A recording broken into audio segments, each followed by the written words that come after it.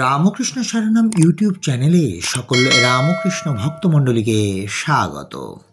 আজকের পাঠের বিষয় শ্রী শ্রী মায়ের বসন ও ভূষণ।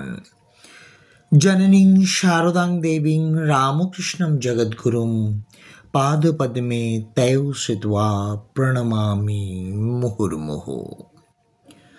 আধুনিককালে বসন, ভূষণ, মেকআপ এসব বাইরের রূপ সৌন্দর্যই মানুষকে বেশি মোহিত করে, কিন্তু আমরা বিশেষভাবে জানি বাইরের এই রূপ সৌন্দর্য ক্ষণস্থায়ী।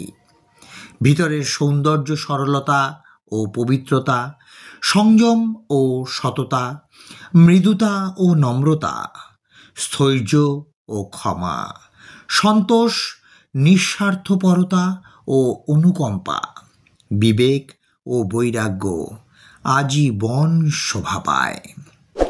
শ্রী শ্রী মায়ের পোশাক পরিচ্ছদ ছিল অতি সাধারণ। শ্রী শ্রী মায়ের অন্তরঙ্গ যোগেন মায়ের বর্ণনা অনুসারে মা সে সময় দক্ষিণেশ্বরে নহবতে সীতে ঠাকুরনের মতো থাকতেন। পরনে কস্তা পেড়ে চওড়া লাল শাড়ি, সিঁথেতে সিঁদুর, কালো ভরাট মাথার চুল প্রায় পা পর্যন্ত গিয়ে ঠেকেছে, গলায় সোনার কণ্ঠিহার, নাকে মস্ত বড় নথ, কানে মাকড়ি, হাতে চুড়ি, যে চুড়ি মথুরবাবু ঠাকুরকে মধুর ভাব সাধনের সময় গড়িয়ে দিয়েছিলেন। শ্রী শ্রী মাকে দর্শন করে ও তাঁর কাছে থেকে বড় আনন্দ হতো। আমার চুল বাঁধা তাঁর বড় পছন্দ ছিল। মায়ের কাছে গেলেই বাঁধিয়ে নিতেন। আমিও তাতে ভারী খুশি হতুম। বিবাহের পর ঠাকুর শ্রী শ্রী মায়ের গয়না খুলে নিয়েছিলেন।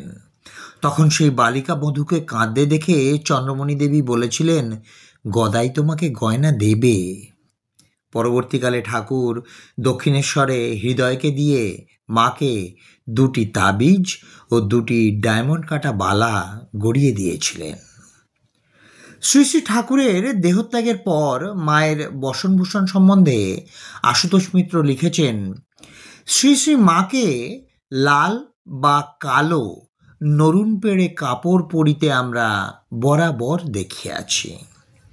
অধিকাংশ ভক্ত লাল নরুন পেড়ে কাপড় দিতেন, কেহ কেহ বা কালো নরুন পেড়ে কাপড়ও দিতেন। তাহার হাতে 2 গাছি হোগলা পাকের বালা এবং গলায় 1 ছড়া সোনার তারে গাঁথা ছোট ছোট রুদ্রাক্ষের মালা থাকিত। মালাটিতে 108টি ছোট রুদ্রাক্ষের দানা থাকিত। উহা নাকি যোগেন মহারাজের সময় হইয়াছিল।